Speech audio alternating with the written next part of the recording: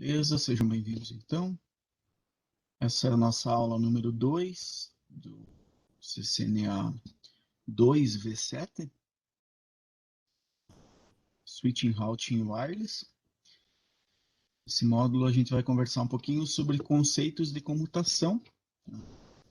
Ele também é um pouco similar ao que a gente teve no CCNA 1, a gente já viu alguns desses conceitos de comutação. Como que um switch faz para tomar decisões, como que o switch encaminha para qual porta, né? Para onde, quais dados ele utiliza. Então, são algumas informações. A gente vai dar uma relembrada e vamos dar uma avançada também na quantidade de informações que a gente vai ver. Tá? Então, conceitos de comutação é o título do módulo. O objetivo do módulo é explicar como a camada 2 alterna os dados, encaminha os dados, comuta os dados, né? Como queiram. Ele é dividido em dois tópicos. O primeiro, encaminhamento de quadros, que vai explicar como os quadros são encaminhados em uma rede com switches. E o segundo, os domínios de switching. E é aqui que a gente vai ver a maioria das informações novas. Tá? A gente vai entender o que são principalmente os domínios de colisão e os domínios de broadcast dentro de uma rede qualquer aí.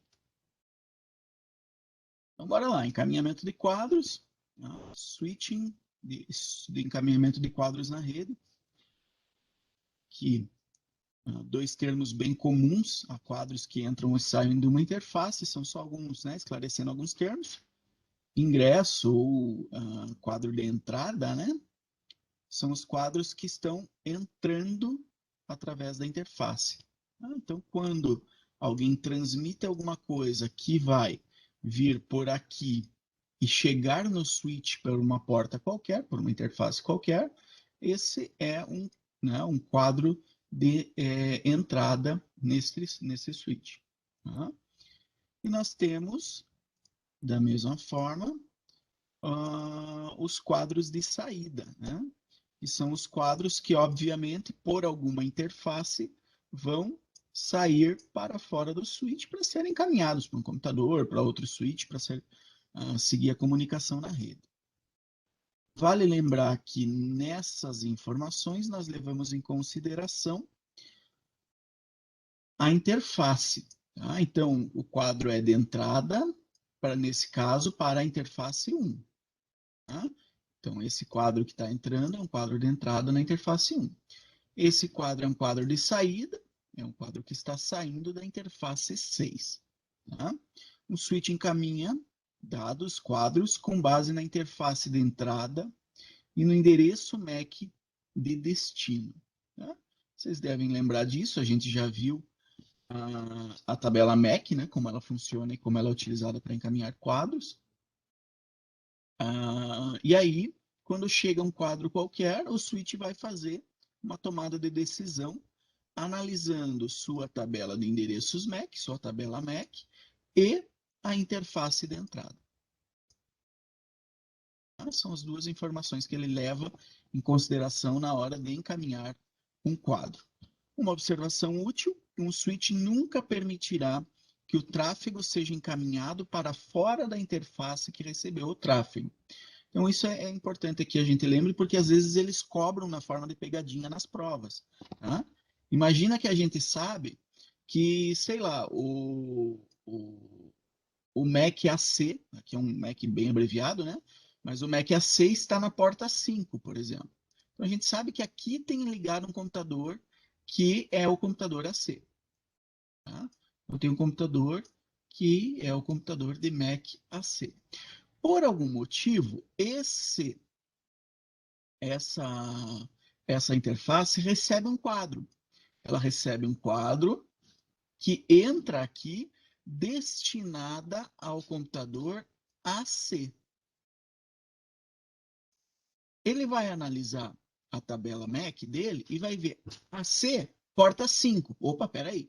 Chegou pela porta 5. Vai sair pela porta 5? Não, não tem necessidade. Então, não encaminho. Tá? Então, essa é uma informação útil, uma observação útil que vocês lembrem. Um switch nunca permitirá que o tráfego seja encaminhado para fora da interface que ele recebeu. Professor, como que isso pode acontecer? Ah, simples, pessoal. Dá um exemplo aqui, ó. Imaginem que nesse switch, nessa porta 5, está ligado outro switch. O áudio está baixo só para a Adriana e está baixo para todo mundo, pessoal?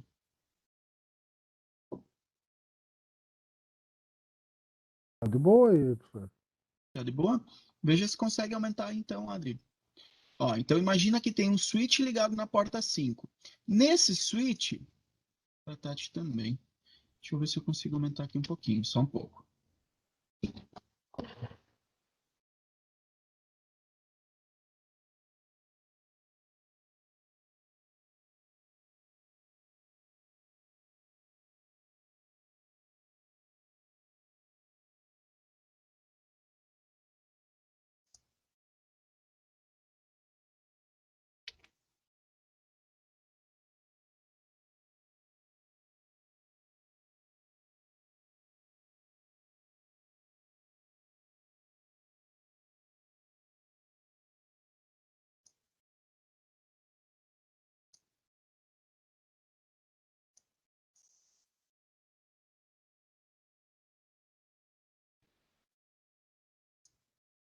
Tá, apontei um pouco mais o microfone para mim, vamos ver se melhorou. Então imagina que nesse switch tem dois computadores. Um computador que é o nosso AC, tá? E outro computador que é o nosso, sei lá, AD. Esse switch aqui está com uma tabela MAC zerada. Ele não tem informação nenhuma na tabela MAC dele. E aí o computador AD vai querer enviar um pacote para AC. Tá? Então ele vai enviar esse pacote, esse quadro para o switch com destino a C. O switch vai olhar a tabela MAC dele. Ele foi recém-reiniciado, por exemplo. Está vazia a tabela MAC. O que ele vai fazer? Ele vai analisar, opa, chegou pela porta, sei lá, pela porta 3. Ele vai inundar essa informação para todas as outras portas. Então, ele vai mandar para cá e vai mandar para cá. Quando ele mandar para cá, esse switch aqui de cima, ele já tem essa informação na tabela MAC. E aí vai chegar um quadro na porta 5 com destino a C, que está ligado aonde? Está na porta 5. Ó, vai vir para cá, para vir para cá. Não está ligado diretamente na porta 5, mas está na porta 5, indiretamente. Tá? Então, quando ele receber esse quadro, vai cair em qual condição? Opa, vai cair nessa condição aqui. Nunca permitirá que o tráfego seja encaminhado para fora da interface que o recebeu. Tá? Então, prestem bastante atenção. Tá? Sempre que vocês virem nas provas ali, principalmente na primeira prova, que é a que cobra mais isso, uma questão que cobre essa questão de como é que para quais portas será encaminhado.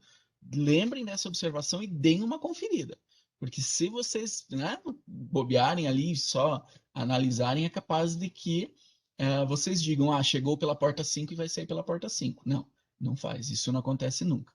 Se ocorresse isso, nesse ponto aqui, criaria-se um loop de rede, pelo menos até que o switch 3 colocasse o AC em sua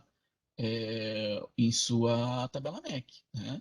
Então, se um ficasse repetindo para o outro, essa interface, as duas, né, do switch 1 e do switch 2, seria inundada por quantidade de tráfego absurda, porque um ficaria mandando para o outro. Né? Então, ele não manda para o outro justamente para evitar essa situação de loop. Tá? E aí nós temos a tabela de endereços MAC do switch, também conhecida como tabela MAC. Um switch usará o endereço MAC de destino para determinar a interface de saída. Antes que um switch possa tomar essa decisão, ele deve saber a qual interface de destino o destino está localizado. Tá? Então ele precisa saber para qual porta, para qual interface ele precisa mandar esse quadro. Se ele já tem sua tabela MAC, ele já sabe. Se ele não tem sua tabela MAC, ele não sabe. Tá? O switch cria essa tabela MAC, né, também conhecida como tabela CAM, Content Addressable Memory, gravando o endereço MAC, não o de destino, mas sim o MAC de origem na tabela, juntamente com a porta recebida. Tá? Então, nesse nosso exemplo aqui, quando o AD mandar esse pacote para o switch 2, antes de encaminhar para todas as portas, né, antes de inundar para todas as portas, o switch 2 vai ver, eu sei onde está a AD? Não, não sei. Então, adiciono em minha tabela MAC. Ah, o AD está na interface 3. Inundou para todas as portas, veio para o switch 1 e veio para o AC. O switch 1 vai descartar, mas antes de descartar, ele vai fazer uma comparaçãozinha. AD chegou pela porta 5. Olha que legal. Então, antes de fazer o descarte, ele vai anotar aqui. AD também está na porta 5. Pronto, ele atualiza. Então, sempre que ele recebe um dado, ele atualiza em qual porta veio, né? Qual o MAC que veio essa informação, esse quadro, por qual porta. Então, ele anota aqui. Além daquele timerzinho para contar, para limpar as entradas na tabela MAC a cada tantos minutos. Tá? Então, a cada 5 minutos, por exemplo, a tabela MAC ou a tabela CAM, ela cada 5 minutos sem AD transmitir nada por essa porta, ele seria limpo, né? Se ele ficar, por exemplo, 5 minutos, 10 minutos, o tempo padrão varia de marca para marca aí, mas essa tabela tem que ser um pouco dinâmica. Então, se você desconectou esse computador, desligou e ele não transmitiu mais nada, ele vai sumir da tabela MAC. Até para garantir, né? Imagina, sei lá, Instituto Federal, eu tenho 200 celulares que conectam por dia. Desses 200, 10, 20, 5 não voltam nunca mais. Já pensou se ficasse na tabela MAC de todos os switches, os Macs de todos esses celulares que não vão voltar nunca? Aquele visitante que só foi uma vez ver uma feira, aquele entregador que foi entregar uma encomenda de caminhão, aquele aluno que se formou e foi embora. Dali 10 anos teria o Mac dele e a porta por qual vem a informação.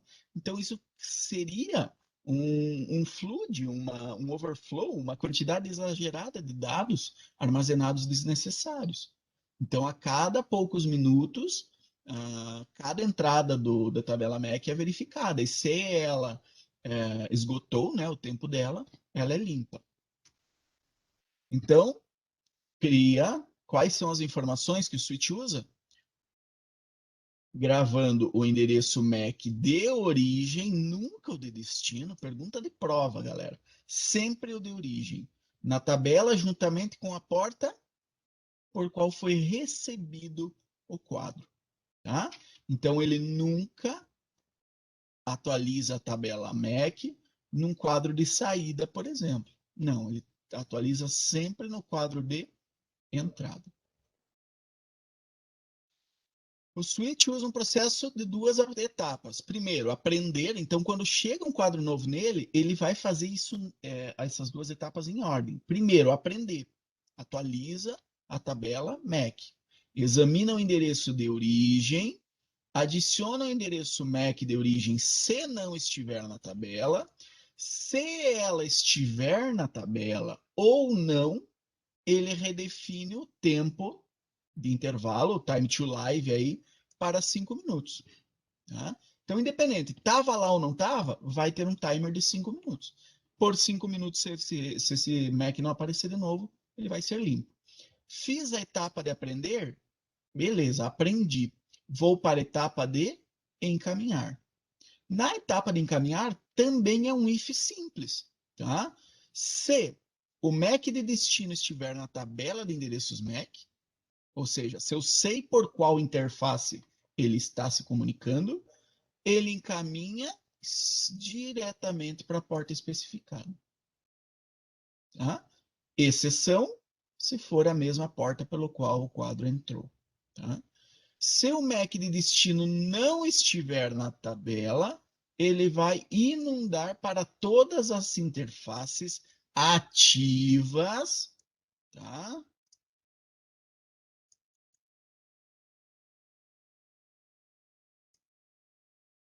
Exceto a que foi recebida. A interface 3 não tem nenhum cabo de rede ligado nela, ele não vai tentar enviar pela interface 3. Tá? Então, ele faz o processo que nós chamamos de inundamento.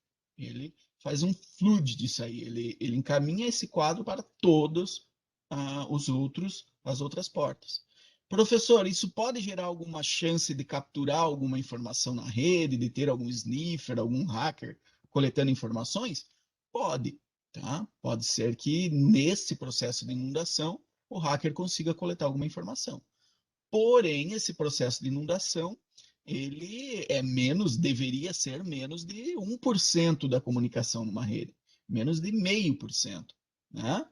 Porque a partir do momento que a porta responder lá, der um ok, pronto, ele vai gravar de qual porta esse MAC novo está, e aí vai enviar somente para essa porta. Então, sim, há um certo risco, porém esse risco é controlado pelo fato da tabela MAC ser utilizada e atualizada, e aí as próximas comunicações, isso nunca vai ser inundado de novo. E aí nós temos um videozinho que nós vimos, inclusive, no semestre passado, explicando como o switch cria a tabela do endereço MAC, como redireciona quadros com base no conteúdo. Tá? Então, deem uma olhadinha lá, e isso é bem bacana para compreender. Inclusive, tem quase que um joguinho, um quiz ali que a gente também fez no semestre passado. Tá? Resolvam ele algumas vezes para que vocês se acostumem de novo com essa informação. Afinal, acho que foi no módulo 1 ou 2 ou 3, foi bem no comecinho. Tá? E aí nós vamos para o encaminhamento de quadros propriamente dito. Os switches usam software em circuitos integrados específicos, né, de aplicativos, chamados de ASICs, para tomar decisões muito rápidas. Então, essa lógica, ela não roda em cima de um aplicativo no sistema operacional. Isso são chips que são especialistas em tomar essa decisão. Então, é muito mais rápido do que você tomar essa decisão de uma maneira lógica, abstrata, programada num sistema operacional, por exemplo. Tá? Um switch usará dois métodos para tomar decisões de encaminhamento depois de receber um quadro. Comutação de store and forward, armazena e encaminha, ou comutação cut-through. Tá? Aqui é um dos casos que eu sempre repito que não se deve traduzir. Store and forward é um termo técnico. Tá? Aqui, além de ser traduzido, foi traduzido errado, não é loja. Store, nesse caso, é armazena. Armazena e encaminha. Então, a comutação, ou switching store and forward, ele vai receber todo o quadro inteiro de uma vez. Tá? Então, ele vai receber todo o quadro até receber as informações de controle de erro aqui no final, tá? De checksum. E aí ele vai verificar o checksum para daí começar a encaminhar esse quadro para outra porta. Tá? É o método preferido da Cisco, porque é o método mais garantido, mais lento, mas mais garantido. Tá? E nós temos também o switching cut-through. O cut-through, ele começa a ler o quadro, tá? Ele começa a receber, mas ele não vai esperar receber esse quadro inteiro. A primeira informação que ele vai receber é o MAC de destino. Então, quando ele receber o MAC de destino, ele já começa a fazer a análise e encaminhar esse quadro mesmo antes de ter recebido. Às vezes ele só recebeu até aqui, mas ele já está jogando essas informações para a interface de saída. E aí, conforme for chegando, ele já vai jogando. Então, é muito mais ágil. Tá? Para quando você tem um núcleo de rede onde você tem conexões garantidas, cabeamento top de linha, sem chance de você ter interferência de alguma forma, ou de ter algum tipo né, de dados que sejam modificados por alguma razão, né? Aí você pode utilizar o Cut Truth, porque você vai encaminhar o pacote de maneira mais rápida possível. Se você não tem esse controle, a chance de que o dado seja corrompido em algum lugar, aí o Cut Truth é um problema. Por quê? Porque ele vai receber o MAC de destino e encaminhar. Mas esse pacote está corrompido. Mas ele vai encaminhar mesmo assim. Vai chegar rápido pra caramba lá no destino dele, no próximo switch ou no computador. Aí, quando chegar no computador, aí sim, né, no destino final ou em algum switch que não faça cut through, que faça store and forward, aí sim ele vai receber o quadro inteiro, verificar as informações de correção de erro, ver que ele tem um defeito e pedir para ser reenviado. Tá? Então, se eu tenho, por exemplo, 3 switches ligados em cascata, para daí ter um computador aqui, tá? Isso mesmo, eu ligo cabos de rede no monitor porque eu sou fodão. Então eu tenho 3 switches ligados em cascata e o computador lá no final, e esses 3 switches fazem cut truth.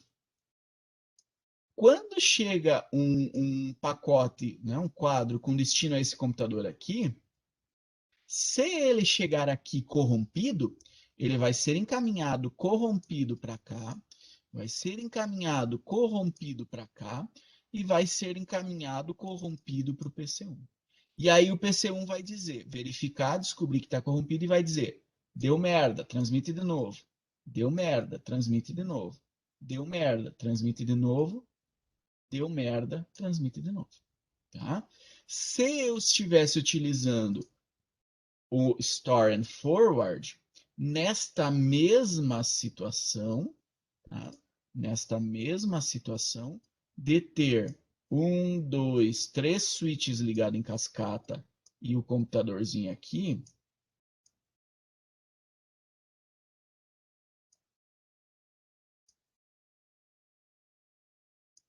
essa é a topologia da minha rede, e chegasse um quadro aqui com destino ao PC1, e chegasse corrompido, aqui ele iria ler o quadro inteiro, verificar e dizer, opa, está corrompido. E ele já ia desenvolver na hora. Recebi esse quadro corrompido, transmita de novo, por favor. Tá? E aí iria chegar o quadro novo sem esses problemas no meio. Tá? Então, reparem, é muito mais rápido. Mas quando ocorrer um erro, ele é extremamente mais lento. Porque vai ser feita a transmissão de um switch para o outro, para o outro, para o outro, até chegar no computador para daí voltar, voltar e voltar. Tá? Então você vai gastar banda de todos esses links aqui com um quadro e desse computador aqui com um quadro corrompido. Então o uso, a escolha de um store and forward ou de um cut through tem que ser muito consciente. Tá? É um cabeamento de fibra. Beleza, fibra não vai corromper dados quase nunca. Tranquilo. Então você coloca um cut through. Tá? É o core, é o núcleo da minha rede, é dentro do data center.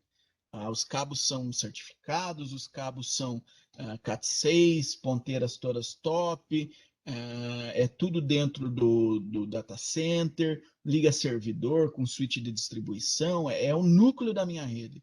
É garantido, passa tudo longe de cabo de luz, passa tudo longe de qualquer fonte de interferência. Então, beleza. Então, tu mete um cut-through ali. E aí você tem vantagens de desempenho. Tá? Então, você escolhe, mas tem que saber as vantagens e desvantagens de cada um. Nada impede que você vá lá e configure. Opa, esse aqui eu quero cut truth. Esse, os dois aqui, né, ou interfaces específicas, eu quero store and forward. Beleza?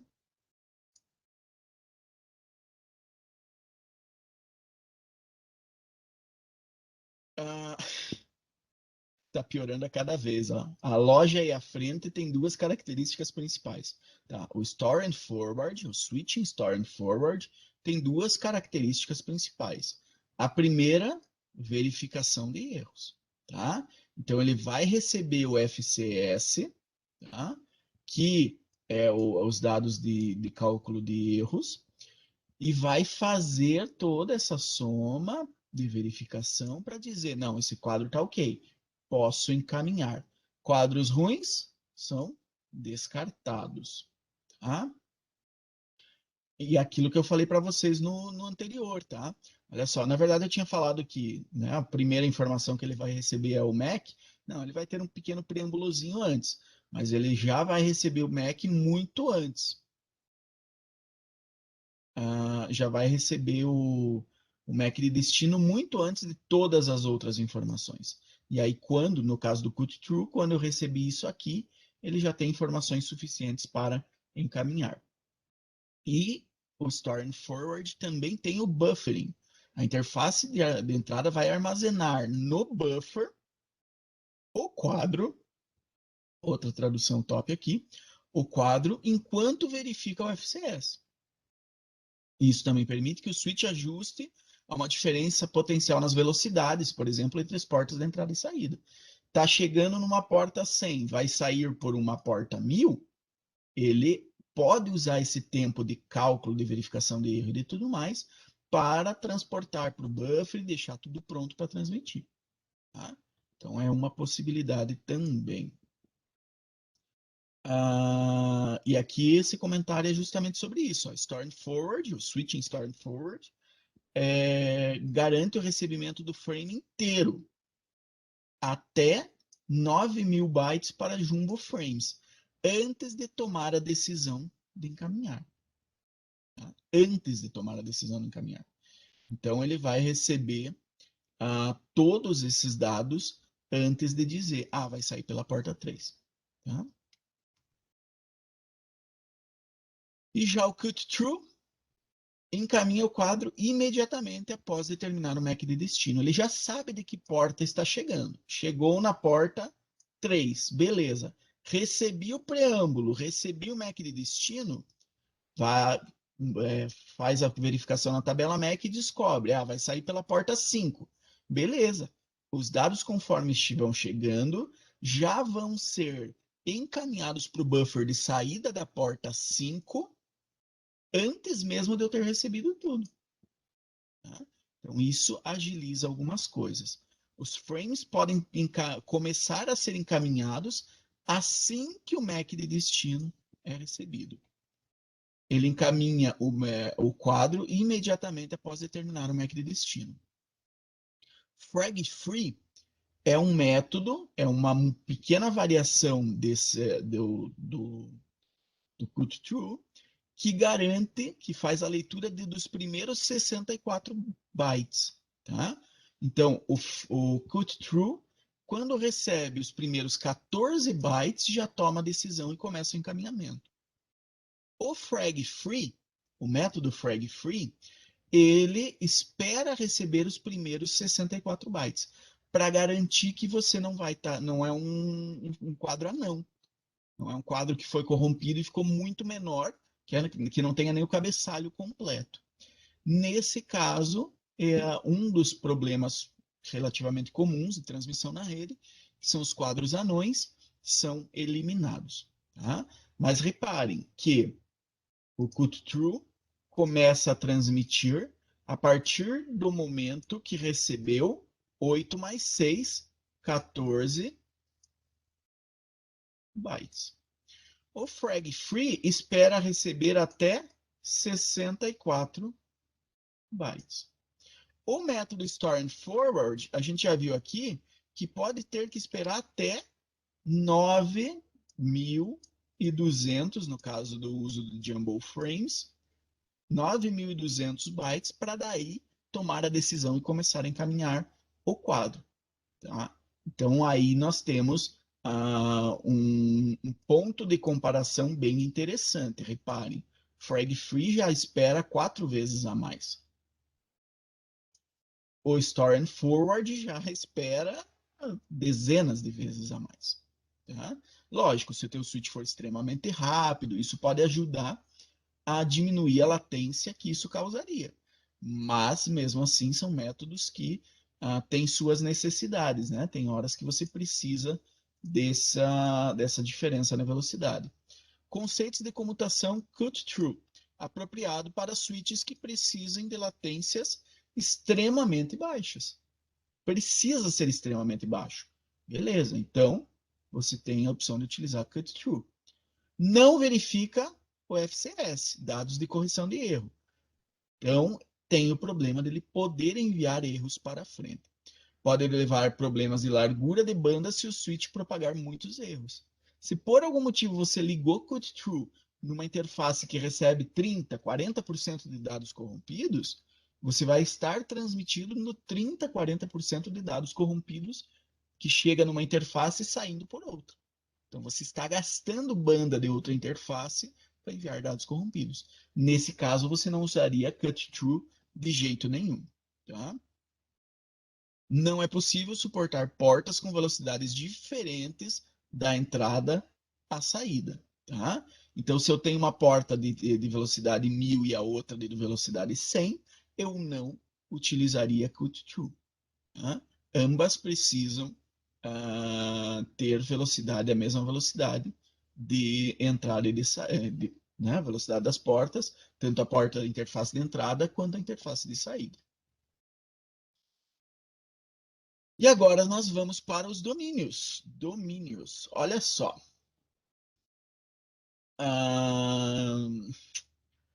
Como que eu começo essa explicação para vocês? Nós temos nas redes duas coisas muito importantes que aumentam, que são problemas que aumentam conforme o tamanho da tua rede. Tá? Uma coisa são são as colisões. Tá? As colisões a gente já viu que full duplex no link, domínio de colisão são eliminados. Então, quando eu tenho switches na minha rede, tá?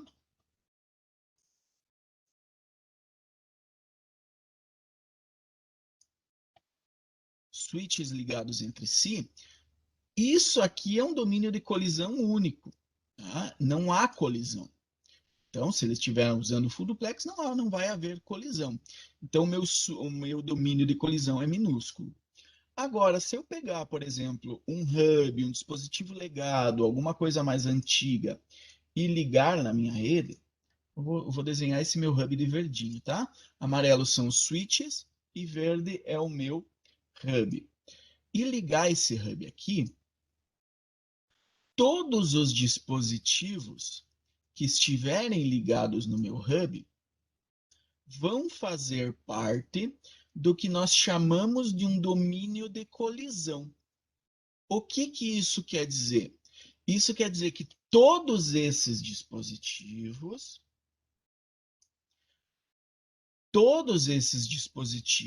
mais essa interface de switch aqui, estão em um domínio de colisão. Colisões podem ocorrer em cada uma destas ligações. Tá? Então, colisões podem ocorrer aqui, colisões podem ocorrer aqui, colisões podem ocorrer aqui, aqui, aqui, aqui e aqui. E, pior ainda, o hub não sabe isolar isso. Então, se a colisão ocorrer aqui, ela ocorreu em todas as outras conexões ao mesmo tempo. Essa colisão ocorreu em todo esse domínio ao mesmo tempo. Por quê? Porque alguém estava transmitindo e outro computador se confundiu e transmitiu ao mesmo tempo. Essa colisão vai embaralhar os dados e aquela informação que estava sendo transmitida vai ter que ser descartada. Ela foi corrompida. Tá?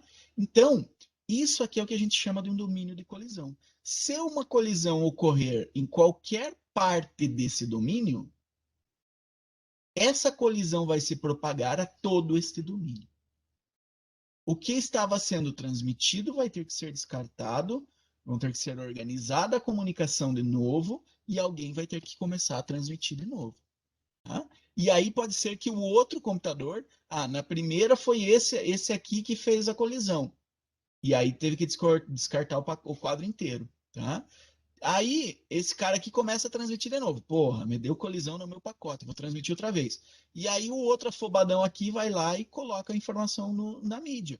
Puta, colisão de novo. Estragou o quadro desse cara aqui de novo. Tá? Então é isso que vocês precisam entender. Quando a gente fala em domínio, é uma área da minha rede por onde alguma coisa pode ocorrer. Mas se ocorrer essa coisa, ela vai ocorrer no meu domínio inteiro. Não só em um computador, não só em um cabo de rede. Tá? Então, o primeiro domínio que nós estamos estudando é o domínio de colisão. Quando houver mais de um dispositivo em half duplex, aí sim eu tenho um domínio de colisão. A disputa pela largura de banda e colisões agora são possíveis, como eu expliquei para vocês no desenho. A maioria dos dispositivos, incluindo a Cisco e a Microsoft, usam a negociação automática como configuração padrão para duplex e velocidade. Então, ele sempre vai tentar fazer um full duplex antes de ter que cair para half duplex. Então, ele verifica e diz: opa, posso usar full? Posso. Você também pode? Sim, eu também posso. Então, vamos trabalhar em full duplex. Eu posso trabalhar em full duplex. Você também pode? Não, eu só posso trabalhar em half duplex. Então sinto muito. Então nós vamos ter que trabalhar em half duplex. Tá? Mesma coisa com a velocidade. Em um cabo de rede qualquer, você não tem como ter numa porta configurada para 100 mega e na outra porta configurada para 1000 mega. Não pode. Como é que eu vou falar numa velocidade e você vai compreender numa velocidade mais lenta? Dados vão ser perdidos, vai dar uma confusão tremenda. Então, também há essa autonegociação para a velocidade. Aqui, basicamente, esse computador aqui, o PCA, está dizendo: posso me comunicar a 1000. E você? O PCB já dá aquela pensadinha. Puta, eu até podia dar. Desculpem. O PCA fala: posso me comunicar a 100. E você? O PCB já dá aquela pensada, o switch, né? Já dá aquela pensada. Puta, eu até podia me comunicar a 1000. Mas como você só pode a 100, beleza, vamos nos comunicar a 100. Tá? Então, esse é o processo de autonegociação, tentando sempre conseguir a melhor configuração de duplex e a melhor configuração de velocidade que ambos consigam. E aí, galera, nós temos esse pepinão do domínio de colisão. O que que... Peraí. Como que se resolve isso? Se resolve isso não instalando dispositivos legados na minha rede que possam aumentar o meu domínio de colisão. Então, ao invés de colocar este hub aqui que vai aumentar o meu domínio de colisão, eu vou colocar, vou vender isso aí no Mercado Livre e vou comprar um switch mais recente que suporte full duplex e seja um switch. Aí todo esse domínio de colisão vai ser apagado. Aí cada porta vai ter o seu próprio domínio de colisão e como na porta só ele comunica, esse domínio de colisão não vai gerar problemas. Reparem que eu estou falando que cada porta tem o seu próprio domínio de colisão. É assim, tá? Não é assim. Não é que o computador consegue dar colisão com o switch, mas não consegue interferir, dar colisão no outro. Não, nem isso. Não há colisões nem entre o computador, nem entre o switch, por exemplo. Tá? Isso é um pouquinho chatinho de entender, mas espero que tenha ficado bem claro para vocês aí. E aí, nós colocamos o switch mais novo e resolvemos esse problema. O outro tipo de domínio que nós temos, que também é extremamente importante, são os domínios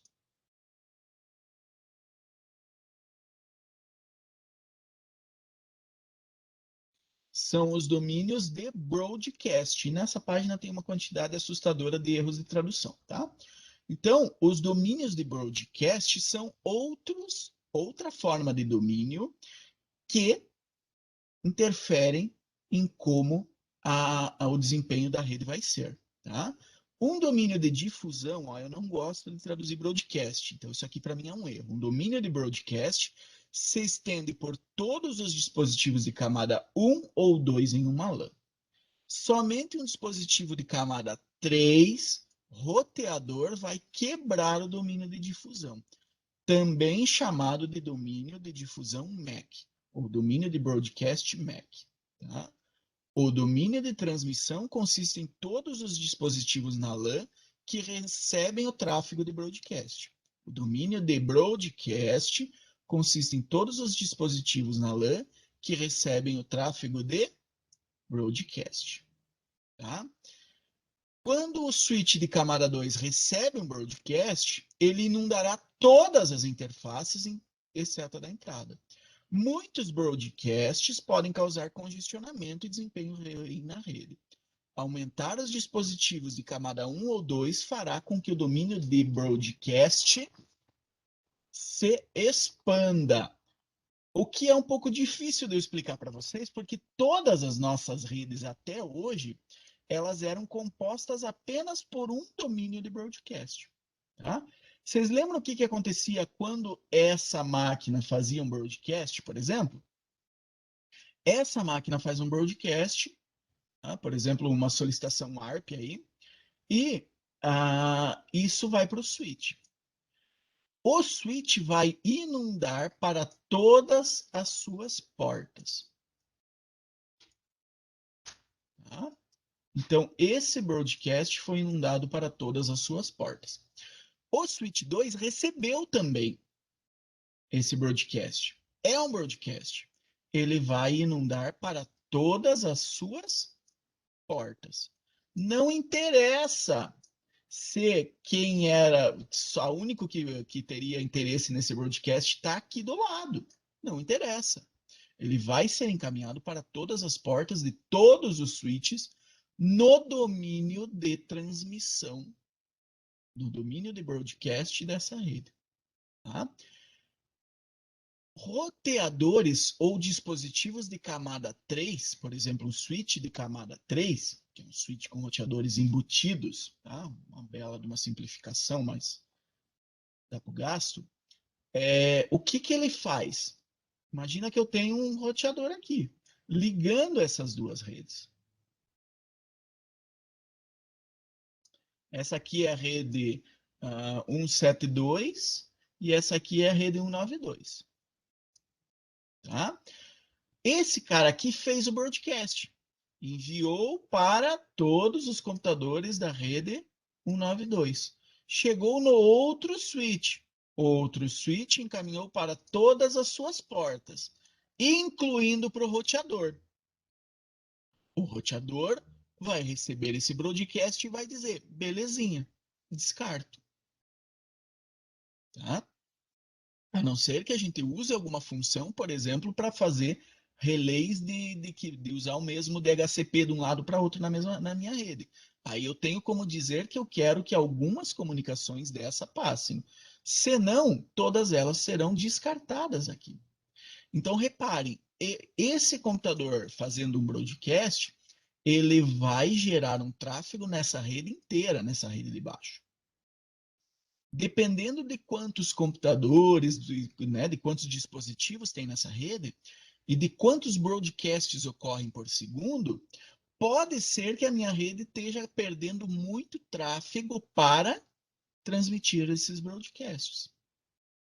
Mas, se eu criar alguma forma de fazer um isolamento da minha rede, eu consigo fazer com que, imagina que aqui eu tenho 100 computadores. 100 computadores transmitindo e fazendo broadcast geram um tráfego considerável. Imagina que nessa outra aqui eu tenho mais 100 computadores. Putz, mais 200 computadores transmitindo e fazendo broadcast geram uma quantidade de broadcast muito maior. Se eu tiver uma forma de isolar essa rede dessa rede, aí sim eu estou tendo uma forma de criar dois domínios de broadcast diferentes. Professor, minha empresa tem 22 computadores na rede. Preciso me preocupar com isso? Cara, não muito. Não muito. Minha rede tem 100 computadores na rede. Minha empresa tem 100 computadores na rede. Preciso me preocupar com o tamanho do domínio do broadcast? Não tanto, né? Mas conforme a quantidade de máquinas na rede vai aumentando, ou a quantidade de broadcasts também vai aumentando, exponencialmente. E logo chega um ponto onde você vai ter um tráfego bem intenso na tua rede sendo só de broadcast. Tá? E aí fica interessante você fazer divisões. Por exemplo, a rede 172 é a rede administrativa. A rede 192 é a rede acadêmica, no caso de uma escola, por exemplo. Daqui para lá, eles raramente precisam se comunicar de uma rede para outra. Muito raro. Ao contrário, é melhor que seja isolado, para não ter chance de alguém da rede acadêmica imprimir coisa nas impressoras do administrativo e outras, né, bagunças aí. Então, eu desabilito isso e isolo essas redes utilizando um roteador, por exemplo. Tá? Eu poderia ter um outro domínio de colisão,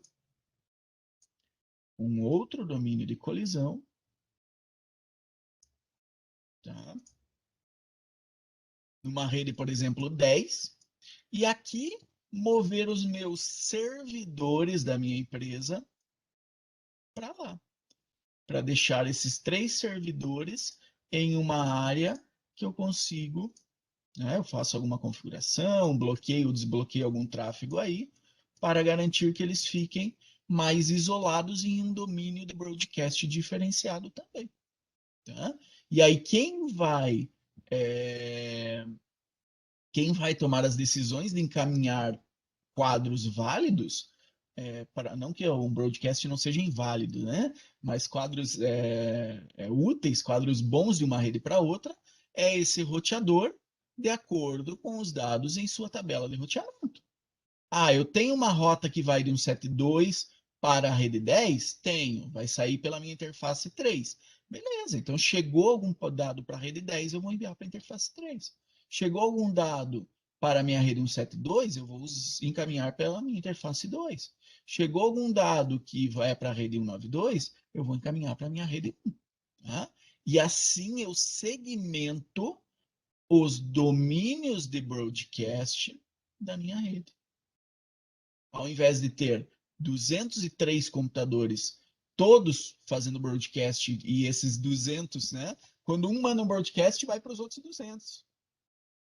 Então, imagina que 10 desses fazem broadcast ao mesmo tempo. Isso aí é um monte de dados rolando para lá e para cá. Assim, eu tenho uma divisão de 100 computadores, outra divisão de 100 e outra divisão de 3 computadores. Então, eu consigo ter uma comunicação muito mais eficiente dentro da minha rede. Tá? Se eu adicionar dispositivos de camada 1 ou de camada 2, se eu colocar mais um switch aqui, se eu colocar mais um switch aqui, eu estou apenas aumentando o meu domínio de broadcast. Estou aumentando ele. Pior ainda, se for um dispositivo de camada 1, eu estou aumentando tanto o meu domínio de broadcast quanto o meu domínio de colisão. Tá? Então, quando a gente pensa em fazer um planejamento de redes para uma empresa, é necessário que se pense também no controle desses domínios, para que você tenha uma eficiência um pouquinho maior e desperdice menos tráfego. Professor, mas a minha rede até tem 300 computadores aí, mais uns dispositivos sem fio e tal. Mas, cara, minha rede é toda 1000, né? Se eu perder 1%, 2% para broadcasts, isso é troco, né? Não faz tanto problema.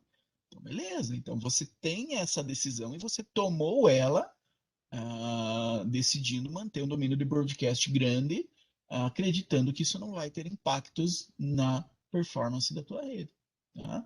Talvez, analisando o perfil da tua rede, você perca mais do que 1 ou 2%. Às vezes pode perder 5%, às vezes pode perder 10%. Porque não é só o tráfego que ocorre. Quando algum computador recebe esse broadcast, especialmente no IPv4, ele vai fazer o desempacotamento desse quadro, né?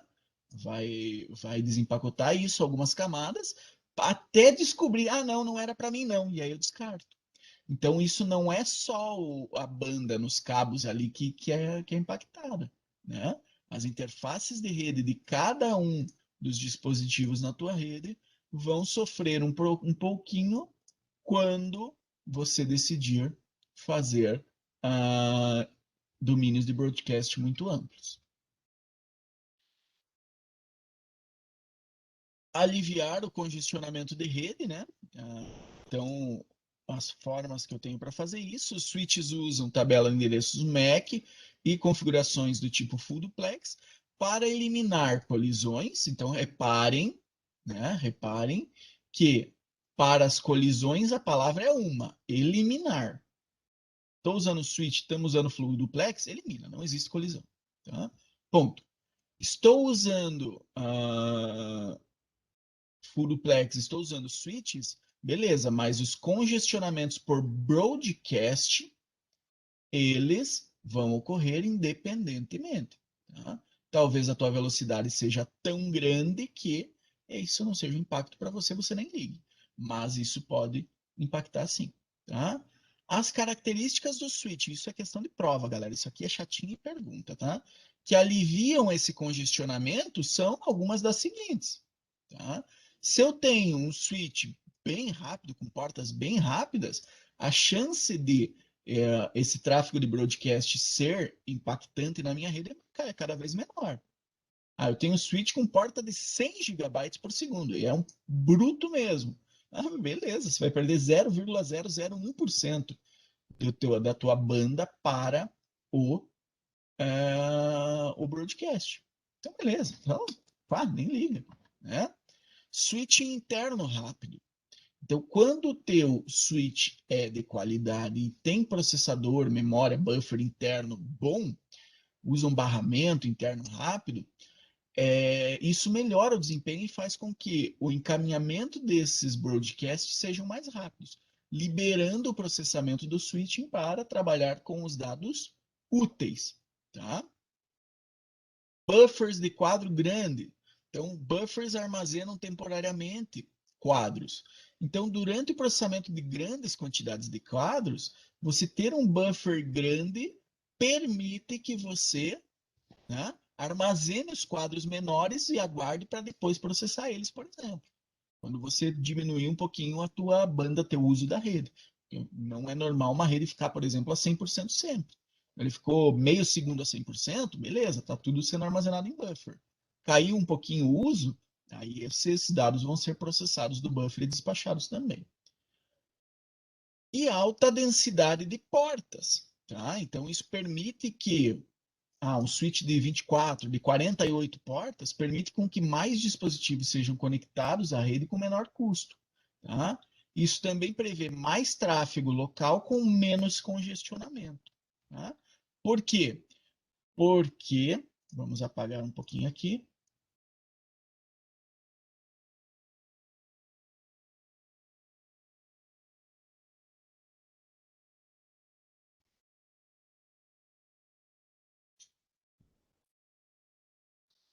Imagina, tá? Vamos imaginar que eu tenho aqui, vamos colocar 4 switches, S3, S4. Tá? Nesse switch eu tenho 23 máquinas ligadas, mais o uplink. Nesse switch eu tenho 22 máquinas ligadas, mais essa conexão com outro switch, mais essa conexão com outro switch. Nesse aqui eu tenho mais 22 máquinas ligadas, mais essa conexão e mais essa conexão. E nesse aqui eu tenho mais 23 máquinas ligadas. Minha rede está abarrotada. Todas as portas e todos os switches estão ligadas. Tá? Então, 22, 44, 66, 88, 89, 90 máquinas ligadas na minha rede. 90 máquinas. Tá? Reparem o seguinte, quando esse cara aqui fizer um broadcast, ele vai passar para cá, para o switch vai propagar. Vai passar para cá também. Vai chegar aqui e vai propagar. E vai propagar para cá também, não vai? É o mesmo domínio do broadcast, então vai propagar para cá também. Mas nessa interface aqui, já tem todo o restante de tráfego que está passando desses computadores para cá, desses computadores para cá, desses. Então, ele vai entrar numa interface que já tem uma chance bem grande de estar congestionado.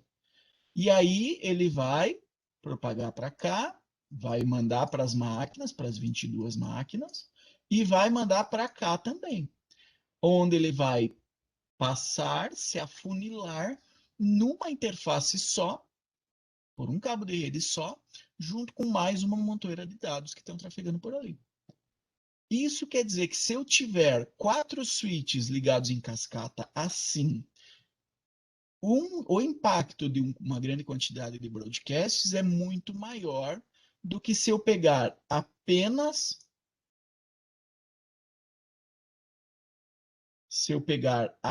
para a mesma rede, tá? Para a mesma rede, se eu pegar apenas 2 switches, mais 2 switches, por exemplo, esse aqui é um switch de 48 portas. Aqui tem 47 máquinas ligadas, mais essa ligação para outro switch, e aqui tem mais 43 máquinas ligadas. Então, a interface que vai criar gargalo aqui, no máximo, é essa aqui. É uma só. Os dados não vão se multiplicar tendo que se espremer numa interface para ir para outro switch, se espremer na outra interface para ir para mais um, se espremer em mais uma interface para ir para outra, até chegar no seu destino. Tá? Então, esse cascateamento, ele é muito problemático conforme a tua rede aumenta. Isso se multiplica. E por isso que lá, nesse slide que nós estamos vendo agora, ele está nos dizendo, uma forma de melhorar essa bagunça aí é eu, ao invés de usar switches menores, utilizar switches de alta densidade. 48 portas. Pô, tu liga tudo ali. Isso é muito melhor. Então, mais dispositivos conectados a LAN com menor custo. E aí, esses broadcasts tudo vão ficar dentro desse switch e vão ser transmitidos, e aquele switch que vai tomar as decisões e encaminhar para todas as outras portas. Essa decisão não vai ser tomada 1, 2, 3, 4, 5, 6, 7, 8 vezes em cada switch. Tá? E aí, nós encerramos esse módulo, que é um módulo um pouquinho mais rápido também. Tá? Então, entrada é a porta de entrada. Um quadro de entrada é a porta por onde esse quadro entra. Saída é a porta por onde esse quadro vai sair. Tá? O switch cria uma tabela de endereços MAC para encaminhar quadros na LAN. O switch pode usar os dois métodos, store and forward, que ainda bem não traduziram, e o cut through, de encaminhamento. Lembrando que o cut through ainda tem o modo frag free, que elimina os quadros anões dessa propagação de erros. Tá? Professor, devo usar o frag free? Não sei, tua rede tem quadro anão? Você já fez essa análise? Põe um programa lá e roda e vê o que está rodando, o que está causando de lentidão na tua rede. Aí você vai tomar a decisão. Não, para mim tem que ser cut through. Não, para mim precisa ser frag free, porque eu tenho alguma coisa gerando interferência aí e está dando quadros anões. Tá? E nós estudamos também os domínios. As portas Ethernet em half duplex vão criar um domínio de colisão cada vez maior.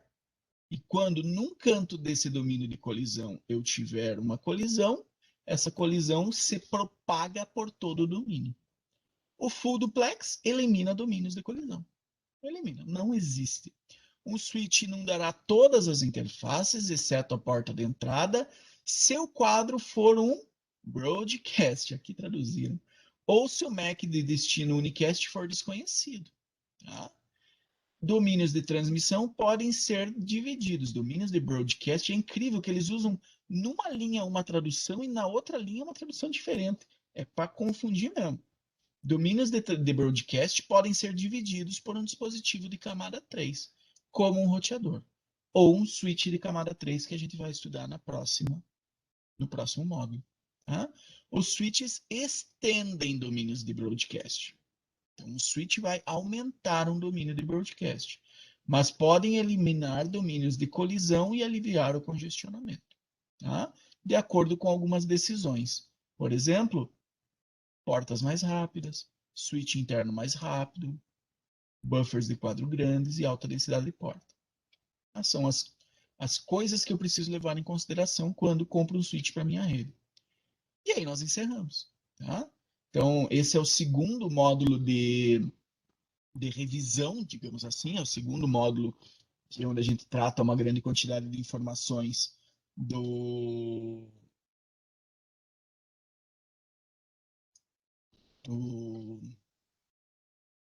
CCNA 1, né? Fugiu a palavra, do CCNA 1, e é o último, tá? Então, a partir daqui, nós começamos a trabalhar com conteúdos novos. A gente até teve algum conteúdo novo, por exemplo, essa questão dos domínios de broadcast e domínios de colisão, a gente não tinha visto no outro. Então, já tem algumas informações novas, mas aí, semana que vem, nós começamos a estudar a questão das VLANs, se eu não me engano, módulo 3, tá? Aproveitem que a gente está terminando um pouquinho mais cedo e deem uma olhadinha nos exercícios que esse módulo tem. Eles são bem importantes e nos ajudam a fixar bastante essa questão de módulo de domínio de broadcast, domínio de colisão, como é tomada a decisão de encaminhamento e tudo mais. Tá? Vão pensando se alguém tem alguma pergunta aí. Estou parando a gravação.